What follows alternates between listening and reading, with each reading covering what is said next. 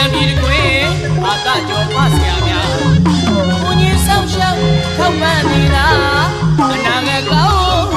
ရွှေတော်မိသားစုများပါဘဝအထွတ်ထွတ်ခက်ခဲမှုလျှော့ချနိုင်ရန်အတိုင်းကြီးမှာကာဝယ်ပေးမှကြီးရှိမောမိုးစာအာသာပညာရှင်များစီယုံမဟာ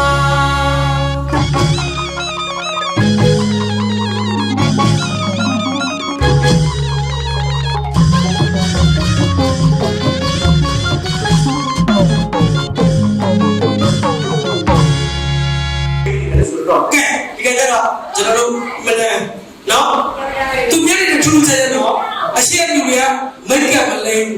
သူကတော့အရှိအောင်နောက်ပေါ်ပြီးတော့မိတ်ကလိမ့်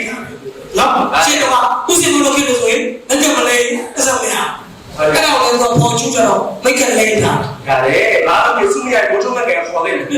တော့ဘာလာရဲ့ထော်ပြပြဆက်ဖို့လေလက်ကိုလည်းချူပြီးပါဗျာဒါလူကြီးမျိုးစစ်ချုံးမှာမောက်စာတီးတာနဲ့လက်ဝဲဆောင်လို့ရပါပြီ။အားမရတဲ့မိုက်တာရှုကိုင်းနော်။ပိုစီရီကျွန်တော်သူရပြီးဟိုပြောအင်ရှာကြီး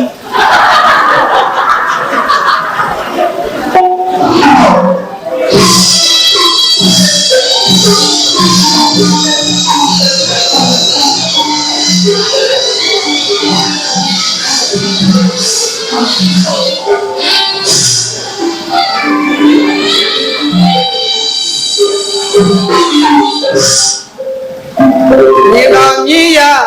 မကြေရပါခင်ဗျာမြေတော်မြေရမကြေရပါခင်ဗျာရိုင်ဝဲဒီကျွန်တော်ဝင်တွဲရိုင်ဝဲတွေအလီလီကျွန်တော်ဝင်တွဲစူးစိတ်ဆိုတာကျွန်တော်တက်တော့လွဲချောဒီလိုကျမတဲ့ဟာတာတကွေစွန့်ရင်ပြိုင်ပွဲကြီးဆိုရင်ကျွန်တော်တို့တတိယပြပါဝင်ရှင်မဲတဲ့ပွဲဖြစ်ပါတယ်ရခိုင်ရကုံမြို့မှာတောရရှင်မဲခဲ့တဲ့ပြိုင်ပွဲတွေမှာတော့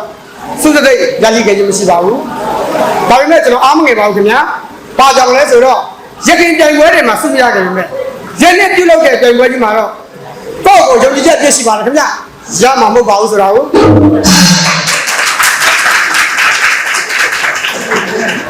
စုရသည်မရသည်ဆိုတာနဲ့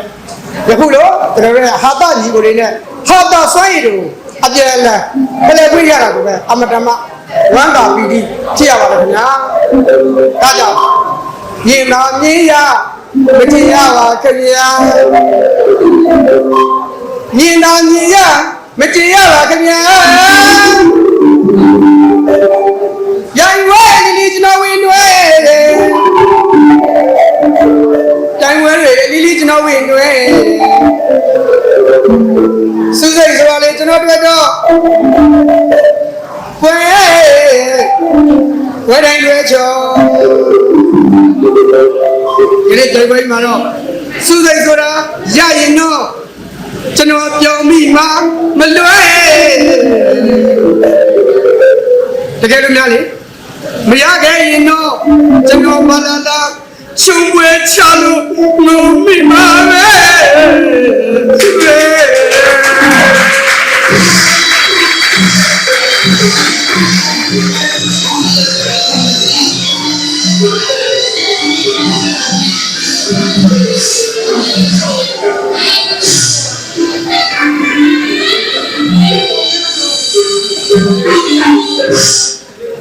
ဒီနေ့ကံကွက်လာတယ်နေတော့ဘာမှလည်းကျေးဇူးလာလည်းမရှိဘူးအနားပြီးတော့ကပ်ပြီးတော့ဆရာသမားတွေရှိမှာဒီစနာနဲ့ပတ်သက်တဲ့ပြက်လုံးလေးတွေခွန်းတော်လေးတွေကိုအနားပြီးမှကပ်ပြီးတော့အောင်းရတယ်လစ်လာရတယ်ပြင်ပြပါတော့ကျွန်တော်ကလူရှင်တော်ပညာဆိုတာကအမှန်တန်ခက်ခဲပါလေအမှန်တန်ခက်ခဲတော့ကျွန်တော်တို့ဒီပညာကိုဝါသနာပါတဲ့ဆရာသမားကြီးမှာတော့ရောက်ပြီးတော့လေ့လာရတယ်ဆရာသမားကြီးကပညာတွေကိုယူရတယ်တနည်းအားဖြင့်ပြောရလို့ရှိရင်အတုခိုးတာပေါ့ဗျာဆရာသမားတွေပြက်လုံးတွေကိုကျွန်တော်တို့အတုခိုးပြီးကျွန်တော်တို့ပြန်ပြရတယ်ဟဲ့လားဒါကအတုခိုးတယ်ဆိုတာဒါအတုခိုးမှန်မှဖြစ်မှာဟုတ်ဗျဒီလိုပဲအတုခိုးမှန်တယ်ဆိုတော့လည်းပဲအတုခိုးမှလို့ဒုက္ခရောက်တဲ့အကြောင်းကျွန်တော်ကြီးတော်ကြောင့်ပြောပြအောင် ကျွန်တော်ကြီးတော်ကြီးကတော့အတူကုန်းမာတာဗျဟောကျွန်တော်ကြီးတော်ကြီးကအပြိုကြီးနာမည်ကမနှောင်းတဲ့သူကြတော့ကျွန်တော်တို့လည်းမတူဘူးဗျသူကရုပ်သိအမတန်ဝါသနာပါတယ်ဟိုကိဟိုကားကြတော့အငိတ်တွေဇက်တွေနဲ့အပြားရုပ်သေးပွဲတွေယုံပေးကြတာကိုဗျကျွန်တော်တို့ကမှရုပ်သေးပွဲရှိရတယ်ကျွန်တော်အကြီးတော်ကြီးအပြိုကြီးမနှောင်းကတပွဲမှမလက်စရာဘူးသွားကြည့်ဘယ်လောက်ဒီဝါကားပဲဆိုရင်ရုပ်သေးစီကိုမဲတင်ပြီးတော့အားပေးတာဗျာသူကဝါကားပါတဲ့မှာမှသူရုပ်သေးပွဲကြိုက်တဲ့မှာမှသူအကြိုက်ဆုံးကဇော်ကဘယ်လောက်ဒီကြိုက်လဲဆိုရင်ဇော်ကဆိုဒီရှေ့တော့မှရှိတယ်အဲ့မှာသူကြိုက်တယ်ကြိုက်ရှင်ကြဘူးဗျအဲ့မှာဇော်ကကောင်းတယ်ကြော်မြတောင်းဆိုတာကပါတယ်သူကဇော်ကကပြီဆိုရင်တချင်းနဲ့ဆိုပြီးတော့ကအများလေးတိကြပါလေဘုံမြိုင်ထဲမှာဒီမြိုင်ထဲမှာအပေါ်ပို့ရှိအဲ့လိုလေတော့အဲ့တော့ကျိုးလေးဆွဲတာခြေထောက်လေးချောင်းမတင်းတော့ချောင်းလေးနဲ့လေထဲမှာဝဲနေဟုတ်ရောနောက်ကထပ်ဆိုတယ်အများလေးတိကြပါလေဘုံမြိုင်ထဲမှာဒီမြိုင်ထဲမှာအပေါ်ပို့ရှိခြေထောက်လေးနဲ့ချောင်းလေးတင်းပြီးတော့ကအဲ့ဒီအကောင်ကျွန်တော်ကြီးတော်ပြောရအမတန်ကြိုက်တာဗျအမတန်ကြိုက်တော့မနဲ့လေရုပ်သေးပွဲပြီးလို့မနဲ့အိမ်လည်းပြန်ရောက်တော့အိမ်မှာသူကဒီအကောင်တော့သဘောအမတန်ကြတော့သူကကကျင်တာအပြိုကြီးကရွာလည်းမှာတယောက်တည်းနေတာဆိုတော့လာအိမ်မောတယောက်တည်းသမီးတော်ဝစ်ပြီးတော့အိမ်မောစောက်လုံးနဲ့တက်အဲ့လိုတက်ပြီးတော့အခန်းလေးကိုဝင်းခန်းလေးကောပိတ်အဲ့လိုခန်းလေးကောပိတ်လဲပြီးတော့ကိုလုံးမမိုင်းယူထောင်းကိုလုံးမရှိမဟာဘာဘာတာကြည့်ပြီးတော့သူကဇောကကောင်းတဲ့ပုံနဲ့ကြောင်မြောက်သားတဲ့ချိန်နဲ့အရှင်းလေးပြန်ဆိုတယ်အများလေးတိကြပါတဲ့ဘုံမြိုင်ထဲမှာဒီမြိုင်ထဲမှာသူပို့ဇီသူကပထမတစ်ပတ်ကအဆင်ပြေသွားတယ်အမေငါကားလို့ရတယ်ဆိုပြီးတော့မှနောက်ကဆက်ဆိုတယ်အများလေးတိကြပါတဲ့ဘုံမြိုင်ထဲမှာဒီမြိုင်ထဲမှာပို့ဇီတင်းရအောင်သူကအလေးကျင်မှမရှိတာခေါင်းပေါ်တင်တော့သူကလက်နဲ့စလောက်ဆွဲချိုက်တော့နှစ်ဖက်ကတင်တော့အဲ့မှာအဆင်ပြေတော့ငါကောက်လို့ရတယ်ပြဿနာအဲ့မှာစတတ်တာဗျပြဿနာအဲ့မှာစတတ်ပြဿနာဘယ်လိုတက်လဲဆိုတော့ဟိုကဇော်ကလည်းဆိုတာကကျိုးလေးနဲ့ဆဲပြီးတော့ကတာအဝိစာလေးတွေချုပ်ထားတာအားမအနောင်ဖက်မပါဘူးအဲ့လိုလေးတင်ပြီးတော့ကောက်တော့ရတာပေါ့သူကကြတော့အဲ့လိုမဟုတ်ဘူးဟဲ့လားအလေးကြီးလည်းမရှိเนาะအခါမှလည်းမကဘဲနဲ့မကတဲ့ကလည်းနဲ့ကလည်းအကျော်တွေကတောက်တင်းပြီးတော့ကတ်နေရောသူကဖြောက်နေတာပေါ်လာကြပါဦးကြကြပါဦးเนาะအဲ့လိုဟောတဲ့ချိန်မှာအပြိုကြီးရဲ့မလမကမရှိတာကတကြီးကကြားတယ်ဆိုရင်ပဲတန်တော့အပြိုကြီးမနှောင်းတော့ဘာဖြစ်တယ်မသိဘူးအပြိုကြီးမနှောင်းတော့ဘာဖြစ်တယ်မသိဘူးငါတော့ကြည့်မှာတို့တွေတော့ကြည့်မှာတန်ကြမယ်ရွာသားတွေလက်ခေါင်းမှာဆိုပြီးတော့တကြီးကလည်းဖုန်းကြီးလူပဲဆိုတော့ဖုန်းကြီးလူပဲအတန်လေးနဲ့လက်ခေါ်တယ်ဟေးလာကြအောင်ဟေးအပြိုကြီးမနှောင်းအိမ်ဘာဖြစ်တယ်မသိဟိုတော့ကြည့်မှာတော့ကကြမယ်အဲ့ဖုန်းကြီးလူပဲအတန်နဲ့လက်ခေါ်တယ်အဲ့လိုခေါ်တယ်ဆိုရင်ကလာသားတွေကဟလာလက်နဲ့ကိုကြီးကနော်ဒုက္ခလက်နဲ့ကိုကြီးနဲ့တကြီးကိုရောက်လာဆိုပြီးတကြီးကရှေ့တော့ကနေပြီးတော့နှလုံးသားတကြီးကိုဟမ်ပါပါကိုင်းအဲ့လိုကိုင်းပြီးတော့အပြိုကြီးမနှောင်းလို့ပြောတာပေါ့အပြိုကြီးမနှောင်းရောက်အိမ်အောက်ကိုရောက်တော့အပြိုကြီးမနှောင်းလည်းပဲအပေါ်မှာကဲပါယူပါအောင်မြဲပဲပေါ့တကြီးအောက်ကစဉ်းစားတယ်အပြိုကြီးမနှောင်းလည်းပေါ်မှာအော်နေတာမရဘူးကလာလာတွေကလည်းဒုက္ခလက်နဲ့ကိုကြီးနဲ့အပေါ်မှာကဓမြလေးမသိအခိုးလေးမသိဒါရင်ပေါ်တက်ချင်မှာတော့ကကြမယ်ဟလာအဲ့တော့ကလာလာတွေမှာမင်းတို့အောက်မှာနေကြဦးမင်းတို့အောက်မှာနေကြဦးငါရင်ပေါ်တက်ကြည့်မယ်ဆိုပြီးတော့တကြီးကအိမ်မောတက်အဲ့လိုတက်ပြီးတော့တကြီးကနှလုံးသားကြီးကိုကိုင်းခိုင်းစာကြီးကိုဆွဲဖွေးအဲ့လိုဆောက်ဖို့နေဆိုတော့မန်နဲ့မတွေ့ကြီးပြမန်နဲ့မတွေ့ကြီးတကြီးကစဉ်းစားဟာဘာကြီးပါလဲဟောတော့ဘာကြီးပါလဲတော့ဘုန်းကြီးကကိုရမြင်မမြင်ဘူးလားဟာဘာကြီးပါလဲငါတော့ဘလုံးမှုနဲ့ပြစ်လိုက်ရင်ကောင်းမလားဒီကစဉ်းစားတယ်ဘာမှမဟုတ်ငါမှန်းပြီးတော့အကြီးဆွဲရင်ကောင်းမလားတကြီးအစဉ်းစားတယ်တန်တော့ဒီအနေကဒီလိုကျဲခေကိုတော့အောက်ကကာလာသားတွေတွေ့သွားတော့မပြင့်တော့ဘူးအဲ့တော့ကာလာသားတွေကိုပြန်လွတ်မှဖြစ်မယ်ဆိုပြီးတကြီးကဘုန်းကြီးတို့တဲ့အတန်လေးလှမ်းပြော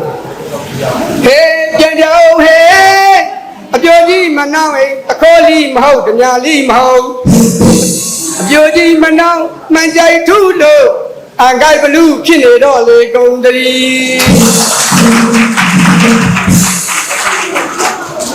အဲ့ဒါ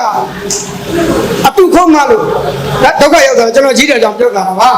တကယ်ကအတူယူတင်တာရှိအတူယူတင်တာရှိအဲ့ဒါလိုပဲဒီမှာထွက်နေရတဲ့ပိုင်းဆိုတော့ဘုဒ္ဓရာတခုပြောပြအောင်မိမဆိုလည်းယူတင်တဲ့မိမရှိတယ်ဗျမယူတင်တဲ့မိမရှိနော်မယူတင်တဲ့မိမယူတင်တဲ့မိမစာရလေးပါရေးပြီးမှလားနော်ယူတင်တဲ့မိမရှိတယ်မယူတင်တဲ့မိမရှိယူတင်တဲ့မိမအကြောင်းပြောပြနော်ယူတင်တဲ့မိမကျတော့ပသိရတော်ထားတယ်အမောင်များတာကမြောင်းများသူအဲနောက်တစ်ယောက်လိုချင်ရန်ကုန်ရွေးကျုံမငင်းတဲ့အတူမုံပင်အတူရှင်လာပြောပြမလို့ဗျအစမ်းလေးများတာကသဘောကောင်းတာကမန္တလေးဗျအစမ်းလေးများတာကဟိုဘက်ကပြင်းမနာတရင်ကြလို့လိုရရပြုတ်ကညာလေးပေါ်တဲ့ဟိုဘက်ကတောင်တွင်းကြီးမြေချင်းကြီးကိုကောင်းတာကအောင်လည်းနဲ့တရေမဲ့လူမျိုးလေးမဆက်ကြဟောပြည်မှာရှိတာဗျနေရာကြီးတော့ပေါင်းတယ်အယောင်းဝယ်ကောင်းတာကရွှေတော်အနေချောင်းတာပကုတ်ဒီကလေးဆိုတာညောင်လေးပြီးပေါင်လေးခွင်တာပဲလေတော့အလဲပဲသုံးတာဝါခဲမှာခါရကလေးလာတာဟင်းတဲ့ရှင်မင်းမပေါ်တာဟိုဘက်ကဒလူပြူအတူစရာကောင်းတာကညောင်တောင်းအကောင်းဆုံးကတွန်တေးရှင်တဲ့လောက်တာကအိုးဘုတ်ကောက်လေးနဲ့ကျကျွန်တော်ကမှာလားကိုပြောချင်လို့ကြည့်တော့ငါကိုညမဘကိုရောက်တာကိုညမဘကိုရောက်သွားတာဟာမိမဆိုတာကကျွန်တော်မိမနော်ကျွန်တော်မိမကပါကျွန်တော်ကမိမဆိုလို့မိမကြောင့်တလက်စားပြောပြတာကျွန်တော်မိမကျွန်တော်ယူရကျွန်တော်ငငယ်လေးပြကျွန်တော်မိမငငယ်လေးအမတမ်းမချစ်ဖို့ကောင်းတယ်ငငယ်လေးဆိုတော့ကျွန်တော်စိတ်တချောက်လို့ညာကျွန်တော်ကပရိုက်တာလည်းလုပ်တယ်ဟောပွဲရလည်းကလည်းဆိုတော့ကျွန်တော်ကရက်ရှည်တခီးရွာတဲ့ခါကျကျွန်တော်မိမငငယ်လေးကျွန်တော်စိတ်မချတော့ကျွန်တော်တငယ်ချင်းဗီဒီယိုဆရာတယောက်ရှိဗီဒီယိုဆရာယူသွားပြီးတော့မေးတာဟောငါမိမငါစိတ်ချဘူးအဲ့ငါမိမငါပေါ့တစ္ဆာရှိမရှိငါဘယ်လိုသိနိုင်လဲဆိုမေးတာဟောအဲ့လိုမေးတော့ကျွန်တော်တကယ်ကြီးပြောတယ်ဟာဒါလေးနဲ့တော်တော်လေးကွာမိမတွေတစ္ဆာရှိမရှိသိကျင်တာများဘယ်လိုအကျင့်သိရဟာဘာမှမပေါ့ဟာငါတော့ကြည့်သိဘယ်လိုသိနိုင်ရလဲဆိုတော့ကြည့်လိုက်ပါတဲ့မျက်လုံးကညိုတိုတိုလေးဖြစ်မယ်ဆိုလို့ရှိရင်အဲ့ဒီမိမကအမတန်မှတစ္ဆာရှိတဲ့မိမပါမိမအမတန်ချစ်တဲ့မိမ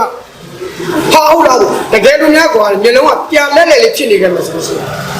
အဲ့မိမအမေဖောက်ပြန်နေပြီကွာအဲ့မိမမယုံရတော့အဲ့မိမကိုလေမိမတစ္ဆာရှိမိသိကြလို့ရှိရင်မျက်လုံးကိုကြည့်အဲ့ဒါကျွန်တော်နောက်အဲ့လိုပေးပြီးတော့နောက်ကျွန်တော်ခရီးထွက်ခွဲပြီးကျွန်တော်ရက်ကြတော့တလားတော့ဖြစ်သွားတော့အဲ့ရမိမကို supply လုပ်ချင်တာပေါ့ဗျာ supply လုပ်ချင်တော့မိမကိုကျွန်တော်အကြောင်းမကြောက်ဘူးပြန်လာမယ်ဆိုမပြောဘူးကျွန်တော်ကရုပ်ပြအိမ်ပြန်လိုက်တယ်အိမ်ကိုလည်းပြန်ရောက်တော့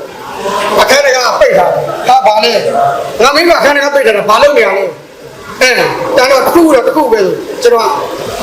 ခြေတော့ပဲအတားလေးခန်းကလေးဖွင့်ပြီးတော့ဝင်သွားတယ်အိမ်ထဲကိုဝင်သွားပြီးတော့ကျွန်တော်တဲ့လေရောက်လို့ခြေလိုက်ကြည့်ကျွန်တော်မိမကရင်ပေါ်မှာပက်လက်လေးအိမ်နေတာလားအဲ့တော့ငါတော့တမျိုးတွေထင်နေတာငါမိမနေရင်းနေတယ်ပင်မနေလို့အနားယူနေတာပါလားငါမိမငါထင်လွဲတော့မယ်အဲ့တော့ချိန်မှာကျွန်တော်တကယ်ကြီးပြောလိုက်တဲ့စကားသွားပြီးတော့တတိယမိမတွေပစ္စာရှိပြီးပြည့်ကျင်နှလုံးကိုကြီးဆိုတော့ဗရိယအဲ့ဒါမျိုးကျွန်တော်ကဘာလုပ်လဲဆိုတော့မိမအဲ့နာကြဒီကနှလုံးလေးဖြဲခြင်းညိုတူတူလေးကြာဟုတ်ပြီဒီကနှလုံးလေးညိုတူလေးဟုတ်ပြီဒီကနှလုံးလေးထပ်ဖြဲခြင်းညိုတူတူလေးပဲကြာပုံမှန်လေးရတယ်ဆိုတော့ကြော်သွားတော့ဟောအဲ့လိုပြောလဲပြောပြီးတော့မိမငါဘာရက်တာရှိရပါတော့နှလုံးကလည်းကျွန်တော်အချက်ဆုံးနဲ့မိမကိုကျွန်တော်နှိုးလိုက်တာဟေးညိုကြီးဆိုလို့အဲ့လိုလဲပေါ်လိုက်ပေါ့ခရင်ရောက်ကနေပြီးတော့အဲ့ဒီတဲ့ကောင်ပြန်ကျွန်တော်ခေါ်လာလားဆိုထွက်လာညာအဲ့ဒီမှာဗျာကျွန်တော်မိမလင်းငယ်နေမှန်းသိတယ်ဗျာအဲ့ဒါကျွန်တော်သက်လို့ဟောလို့ငါကရိုးရိုးသားသားလောက်တိုင်ကျွေးမွေးနေတာဒီကောင်မှသက်သာဖောက်တယ်အဲ့တော့ငါရိုးရိုးသားသားနေတဲ့ကောင်မနေစိတ်ကုန်တယ်ငါမုန်းတယ်ငါဇိုးတော့မယ်ဆိုပြီးတော့အခုဆိုကျွန်တော်ဇိုးပြစ်သွားဘာလို့လဲဆိုအဲ့လိုထင်လားဇိုးမှာတကယ်ဆို တကယ်ဆိုဖိုက်တာတွေနဲ့တကယ်ဖိုက်တာတကယ်စူပါစတာဖိုက်တာတွေနဲ့ဖိုက်ရတယ်ဇိုးဗျမယုံဘူးလားပြောပြမယ်ကျွန်တော်တကယ်ဆိုကျွန်တော်ကဘရော့စကီလူဝင်တာဟောကျွန်တော်ရန်ပြစ်တာအဲ့တော့ကျွန်တော်ခံစစ်ပြနောက်မှချန်တဲ့ပြန်ခဲ့တယ်ဒီကောင်ငါစစ်လိုက်တာလေဗျာဒါကမကျင်နဲ့လို့ဆိုပြီးတော့စနေတပတ်ပြန်ချိန်ပြီးဗန်လေးကိုခေါ်လာတာဗျဒီကောင်ကအဲ့ဒီမှာဗန်လေးကကြံသိနေချာလို့တမကတော့ကျွန်တော်နန်းဆောင်ကြည့်ရဗျာဒါနဲ့ကျွန်တော်ပြန်ကြောက်ပါဘူးကျွန်တော်မကလေ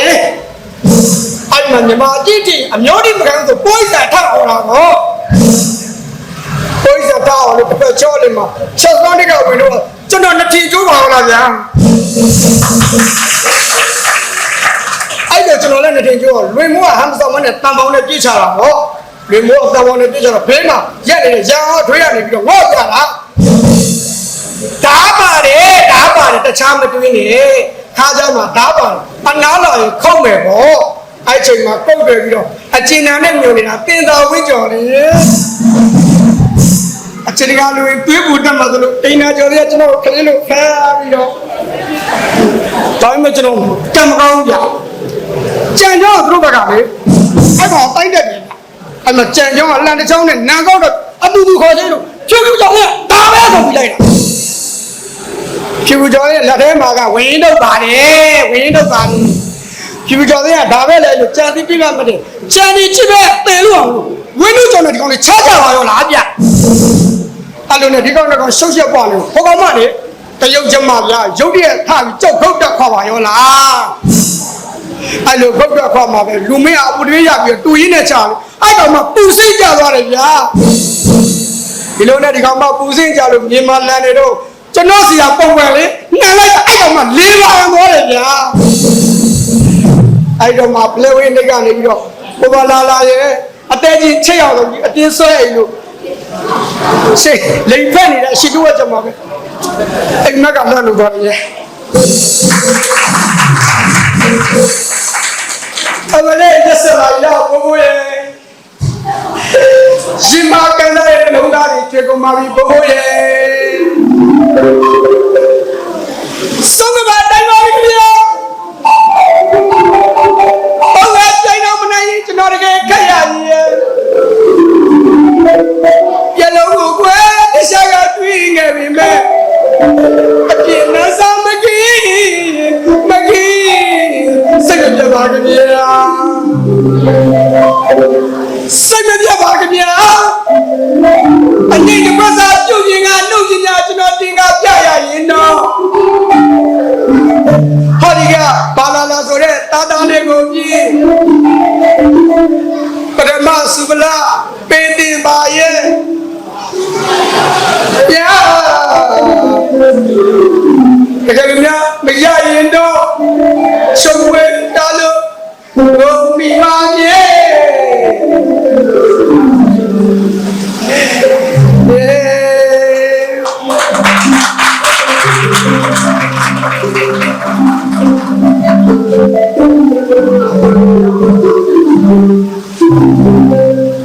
ချိန်တိုင်းနေရှိလို့ကျွန်တော်တင်ဆက်မှုအင်းကွာအင်းညနေလာပြီပါ